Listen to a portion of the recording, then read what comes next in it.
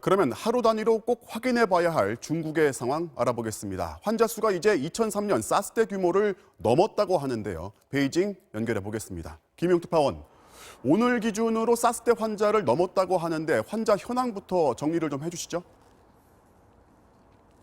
네, 중국 내 환자 수는 6천 명을 넘었고 사망자도 132명입니다.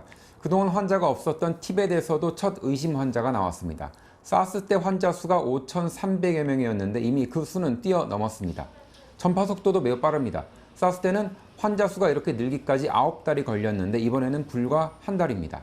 당시 중국에서의 사망자 349명과 비교해보면 이번 신종 코로나의 사망률은 지금까지는 그때의 3, 4분의 1 정도입니다. 자, 과연 환자 수가 언제까지 이렇게 빠른 속도로 늘어날지가 걱정인데요. 중국 정부의 전망이 있습니까? 네, 일단 이번 전염병은 악마다. 악마가 활개치고 다니지 않게 하겠다. 이렇게 시진핑 주석이 말했습니다. 어젯밤 세계보건기구 사무총장과의 면담 자리에서 한 말입니다.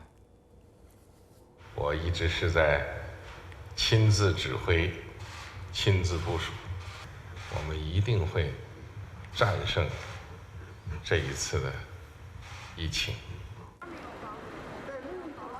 최고 지도자가 직접 챙긴다는 선언 때문에 통제, 검열, 방역은 최고 수준입니다. 우한에서 신고하지 않고 빠져나온 사람을 찾는데 현상금까지 내걸렸고 베이징도 식당이 먼저 영업을 중단한다면서 손님한테 예약 취소를 통보해 오는 그런 상황입니다.